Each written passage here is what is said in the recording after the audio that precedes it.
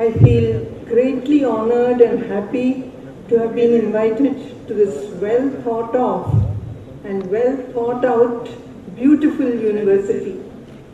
I had visited it some years ago for conducting a training program run by a UGC committee to empower and enthuse higher level university teachers to want to strive for and reach decision-making levels.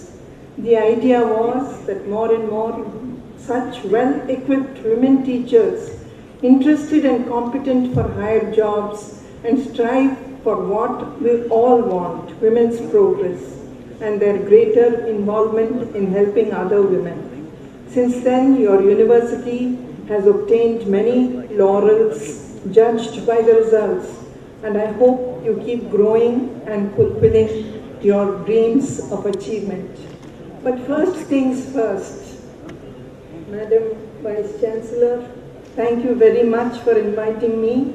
I feel very sorry that the Honorable Governor and Chancellor of Bangalore University could not come, nor could the Honorable Minister of Higher Education, Government of Karnataka and Pro-Chancellor of Bangalore University come.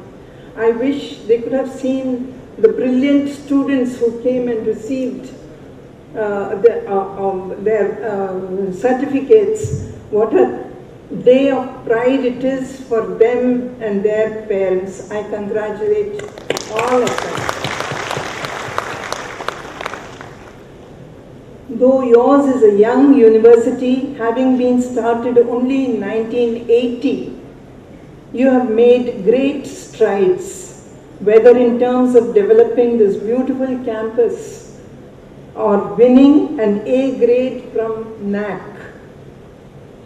I do know its very strict rules for assessment. So now the expectation will be that this high level of performance has to be maintained through everyone's participation. Your university has no time to rest.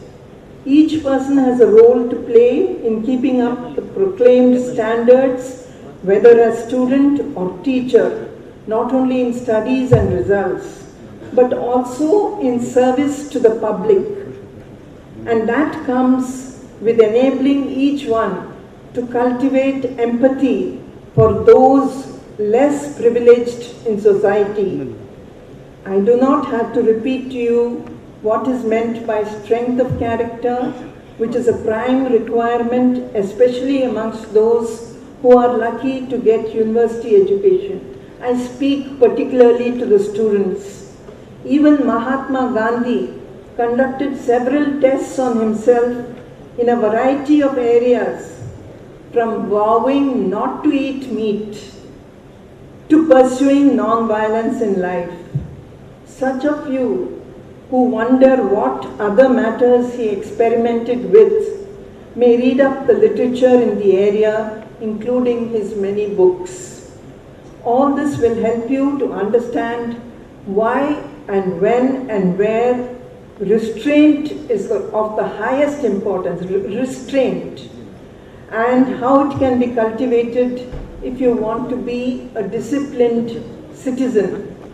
Remember, there are many children and even adults who never have had or never have a chance to get into higher education. Nay, they cannot even think of basic education. The best example I could give you about wanting to pursue higher studies after finishing school, but being sure it would never happen, is to tell you about my own experience.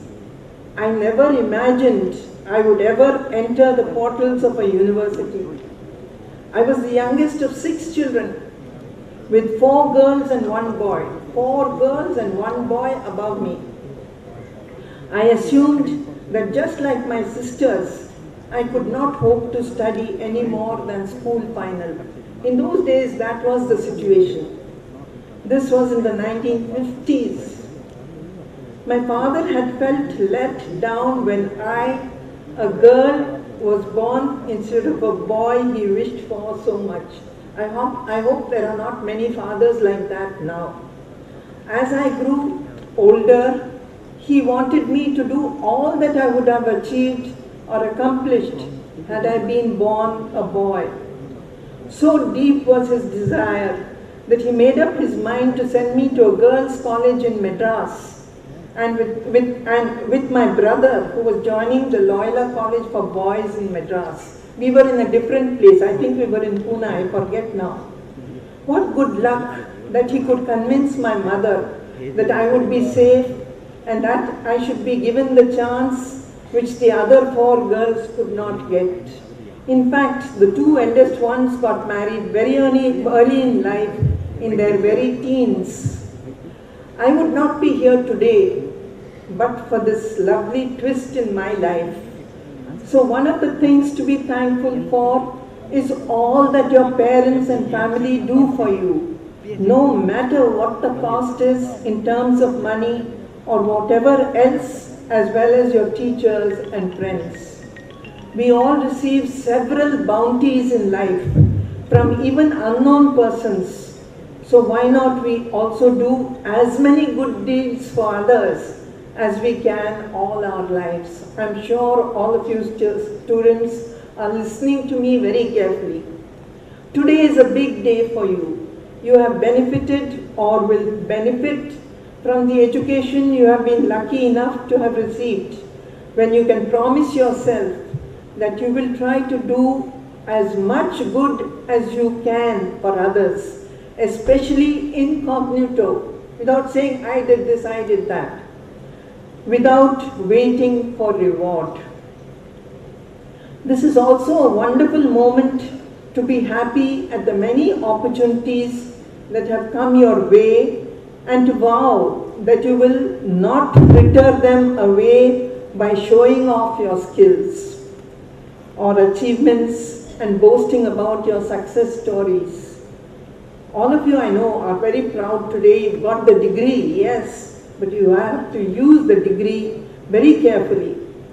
Pride and prejudice can harm you like nothing else can.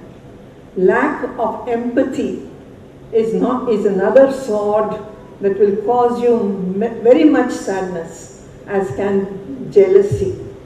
Even about jealousy, I experienced a terrible experience which is totally shocking and simply unbelievable. If I tell you this story, it is truly unbelievable. You will think it is a fib. I promise that it is a true story which should not happen to anyone.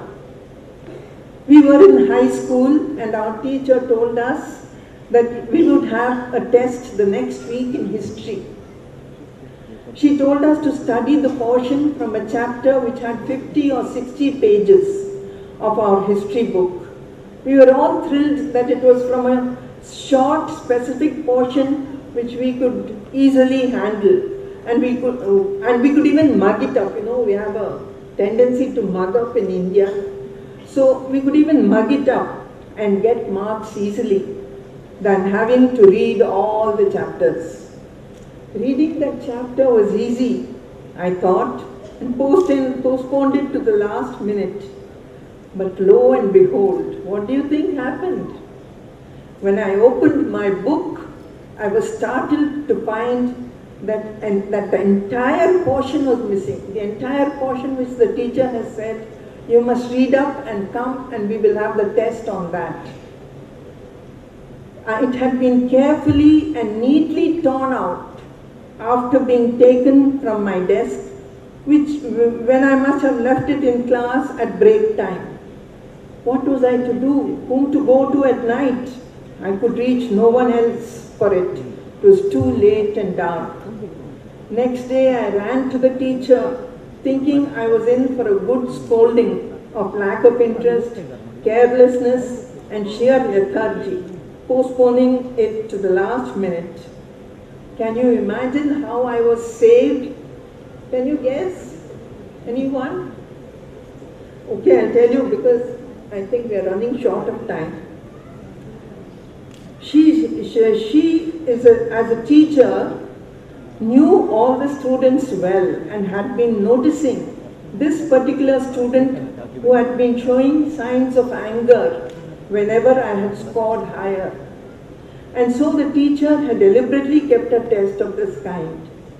Though sorry for that girl, everyone in the class knew what a precious lesson had been learnt by us for life that day. Each of us took a vow to never show any jealousy to anyone, for the cost of it and the sense of stupidity and pettiness is too much to bear. This is a true story, I promise you. You are all very young, all the students that we met today or saw, very young, and may sometimes be tempted to go off track. So let me tell you the story of the lawyer.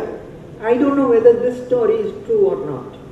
I hope there are no lawyers who will get angry with me for this story. The story of the lawyer who was well known as being thorough with his arguments, and he would always want to be right always. One could never go wrong. But the lawyer ignored the written text given saying that he knew the case by heart. You know, the man who accompanied him said, "Sir, this is the text. Please read it." He ignored him, saying that he knew the case by heart, and so folded and gave back the paper to the assistant. In the middle of his master's speech, the assistant realized that his boss was giving the case for the opposite side. What a calamity! He nudged the lawyer hard to send him the signal. Luckily, the clever lawyer said, he changed, the whole picture. He said, "My lord, I have narrated to you what the opposite side will be ready with. I now request you to listen to the plea of my client. You have all got to be like that clever lawyer. If you are in a fix, how to get out of that fix? You have to work it out." Did I mention to you how important it is to cultivate, if you don't have it naturally, a good sense of humor? All these convocations are about giving such tips to the new candidates who have passed out from the college. Hence, I am mentioning all these to you. So you must have a good sense of humor. Many plans can be completely destroyed and many friends lost if matters are taken too seriously. Of course, you must know when things have to be dealt with somberly and with respect, as at a funeral. You can't stand there and laugh. It would be a bad comedy of errors if you were morose when you had to be humorous and laughing when you had to be serious. There used to be a saying that Winston Churchill, Winston Churchill, who won the World War for England and others, because he had a fantastic sense of humor more than anything else. People say that he had more humor than common sense. I don't know if it is true, but you can read some books. I must tell you what happened once when I was an IAS probationer. During the Independence Day parade, we were put on duty to escort VIPs to their seats. A role that was scary. Yet, you could boast about it to your friends later. Arey wow, that very important man came and shook hands with me, like that you could boast. As I was standing on the lawn waiting for the guests, I felt two hands gently holding my shoulders to ask for letting him go. You can imagine my unhappiness that I had blocked the way, and even wondering how anyone dared to touch me, even though those fingers were feather soft. Believe me, I turned around and saw, shocked. What do you think? That it was the Honorable Prime Minister of India, Pandit Nehru, who had blocked when he had who had put his two hands on my shoulders. He had wanted to move forward to go to his allotted seat. How shameful I felt. Yet I was in seventh heaven, two conflicting things in my mind. I read the convocation address of a few persons from across the world. When she told me you must come and give the convocation address, I was wondering what to speak, so I read out some. I was surprised at the work that many people have themselves taken up on becoming famous. For instance, I think you all know about Oprah Winfrey, who is a well-known TV personality, and she is one to whom many people go for advice about how to succeed, nay, even to become literate and start working. Similarly, the person who was very poor raised her prospects through writing the Harry Potter books. Have you heard of the Harry Potter books? Youngsters devour these books with great interest. Here is a win-win situation for a person who was at the edge of life while providing a wonderful brand of books for the children of the world. And of course, how can we forget Obama's winning slogan? Can any of you tell me what it was? Yes, I can. That must be the spirit of all our youngsters. Friends, there are many examples for you to practice looking at the brighter side of things. Our first Governor General, C. Rajagopalachari, whose brilliance as well as love for our country, who was really brilliant, seemed unbeaten. He used to say that to appreciate the shade, you must stand under the sun until it hurts. And note the humility of Mahatma Gandhi. It is said that he felt thus. I must, listen to this sentence carefully, I must rush to catch up with my followers. They are far ahead of me. You understood that, I'm sure. Friends, I have in this short while emphasized the aspect of character and high integrity that will help you succeed in life, as well as help when others come for it. But as I myself found, it is very, very important to seek excellence also in whatever you do. You or I being good is just not enough. Oh, she's good, or he's good, okay, chalega, not that kind of thing. Try to avoid getting any of the following tags. Tags means any of the following names, you may say, to make it simple. He or she is lazy or flighty. He or she, he particularly has a soft corner for the opposite sex, is dreamy or is chatting all the time. Can you tell me some more like this? I'm sure it occurs to you, but now there is no time. Write it down and show somebody, the Vice Chancellor or even the Registrar, who gave a wonderful speech. Nelson, one of the best ways of keeping yourself alert and active about what is happening in the world is to take something which is called lifelong learning. Lifelong learning. Nelson Mandela believed in it fully. His view was that education is the most powerful weapon which you can use to change the world. And all of you who have passed out today with brilliant degrees, you have a good chance to practice this. Keep on learning till death. That was also Mahatma Gandhi's principle. He was learning all the time. I think it's a very useful proverb to keep with you. His view was that education is the most powerful weapon, I'm talking about Nelson Mandela, which you can use to change the world. He also believed in waiting and not giving up easily. You know how many years he was in prison? I'm not going to tell you. You find out. If you have not read his book, Long Walk to Freedom, Long Walk to Freedom, you have missed something wonderful. He's written a beautiful book, and the chapters about 2-3 pages each, so you can read one at a time. Please read it, it's so beautiful.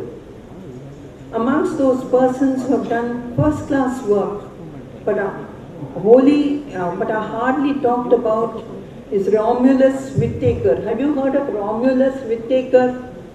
He's a man who came to India from abroad. We are even afraid about cockroaches and rats, but he was a person who dealt with what? Snakes, the most venomous creatures on earth. Amongst many other things of use to society, he founded the Madras Snake Park in 1969 to rehabilitate the Irula tribals, very poor people, Irula tribals. These tribals had lost their livelihood after trading of snakes was banned under the Wildlife Protection Act. See, government does one thing, but it hurts some group of people badly. So he took up that and helped them come up. Whitaker engaged the tribals in a project to extract snake venom and sold it to pharmaceutical companies making anti-venom drugs. It was said to be very successful, and these Irula tribals got a lot of money from it. There are many persons in the world from whom wonderful hints would emerge, even normal day-to-day persons, from whom wonderful hints would emerge, which we can make use of if we want to be good citizens of this country. Remember, you and I have been very lucky to get education. So many people haven't got it. But if we've got that education, certainly use it to improve yourself, to go higher, to have better studies or whatever work you want to do. But use that also to become good citizens. Want to be good citizens, have the opportunity to learn in prestigious institutions. If each one teach one. I hope each one of you will look around or think about what he or she can do for the country and this beautiful alma mater which they have had the good fortune to study in. Once again, I express my deepest gratitude. Today I enjoyed the function very much, and luckily the number of pupils, the number of persons who got the degrees, they're not too much. They didn't make us wait too much. So we enjoyed that also, and I wish them all luck. And it was a great function, well organized. I enjoyed the company of all the persons, eminent persons who are part of the university. I express my deep gratitude to Madam Vice Chancellor, who is a very old young friend of mine, and all of you for giving me this lovely opportunity to spend some time with you. Thank you very much. Vice Chancellor will now dissolve the convocation.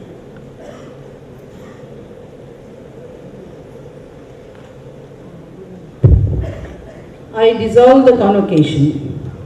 Ladies and gentlemen, let us rise for the national anthem.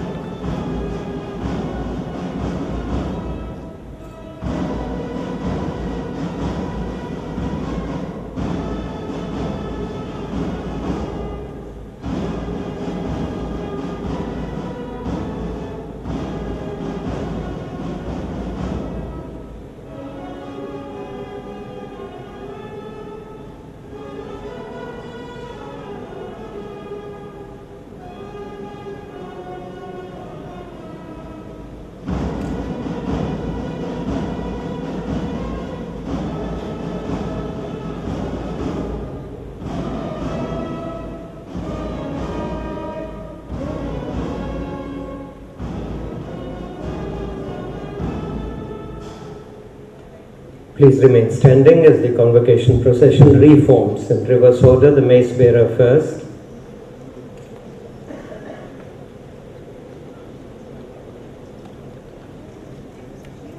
followed by the Vice Chancellor, the Chief Guest, the Registrar, the Registrar Evaluation, the Deans of Faculties and Pairs, and then the members of the Academic Council and Syndicate in pairs, The members on the left flank take the left side, and those on the right side take the right flank of the procession. We shall remain standing till the procession leaves the auditorium.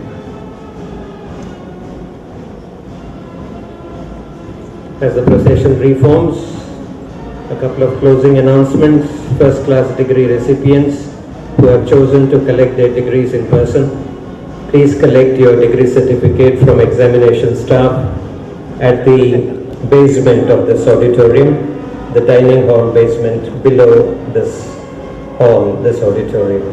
Please give your entry pass and then collect your certificates.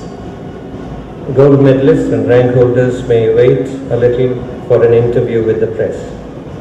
Ladies and gentlemen, the 37th annual convocation of Mangalore University is now drawing to a close as the convocation procession leaves our midst.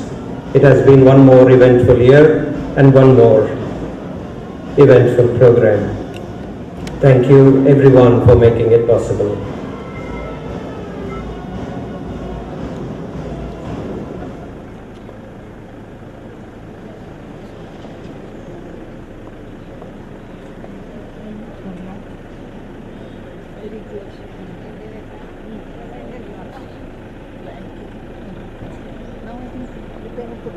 Yeah, you can take off the coat. We'll go to the guest house directly and take it off.